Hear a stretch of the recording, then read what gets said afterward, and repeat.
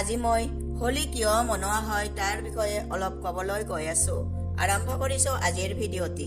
প্ৰাচীন কালত এজন অত্যাচাৰী হিৰণ্যকশিপু নামে ৰজাই ৰাজত্ব কৰিছিলে আৰু তেওঁ তপস্যা কৰি ব্ৰহ্মাৰ পৰা বৰদান প্ৰাপ্ত কৰিছিল যে সংসাৰৰ কোনো জীৱ জন্তু দেৱী দেৱতা ৰাক্ষস মনুষ্য কোনেও মাৰিব নোৱাৰে, আনকি দিনতো নমৰে যাতে ৰাতিও নমৰে, আৰু নে পৃথিৱীত মৰিব নে আকাশত মৰিব, না ঘৰৰ বাহিৰত নে ঘৰৰ ভিতৰত মৰিব, আনকি কোনো অস্ত্ৰও মাৰিব নোৱাৰে।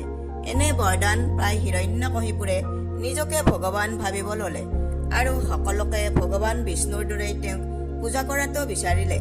কিন্তু নিজৰ পুত্ৰ প্ৰহ্লাদেই তেওঁক পূজা কৰিবলৈ মানা কৰিলে আৰু তাৰ বিপৰীতে ভগৱান বিষ্ণুৰ পূজা আৰম্ভ কৰিলে।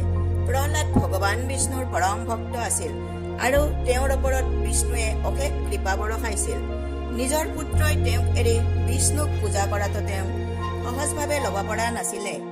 সেইবাবেই প্ৰহ্লাদৰ ওপৰত নানা ধৰণৰ শাস্তিৰে যাতনা দিব ধৰিলে। তথাপিও প্ৰহ্লাদক একদণ্ডই প্ৰভাৱিত কৰিব বা গাৰ নোম এডালৰো লোকচান কৰিব নোৱাৰিলে। অৱশেষত ৰজাই ভনীয়েক হোলিকাক মাতি এটা নতুন বুদ্ধি সাজিলে। হোলিকাই প্ৰহ্লাদক লৈ জুইত বহিব। ইয়াৰ কাৰণ আছিল হোলিকাৰ জুয়ে পুৰিব নোৱাৰা এক বৰদানী বস্ত্ৰ আছিল। আৰু যেতিয়া প্ৰহ্লাদক কোলাত লৈ হোলিকা চিতাত বহিলে, বিষ্ণুৰ কৃপাতেই হোলিকাৰ বৰদানী বস্ত্ৰ উৰি গৈ প্ৰহ্লাদক ৰক্ষা কৰিলে আৰু হোলিকা পুৰি দাহন হ'ল। সেয়েহে হোলী বেয়াৰ ওপৰত ভালৰ জিতৰ প্ৰতীক হিচাপেও মনোৱা হয়। নমস্কাৰ।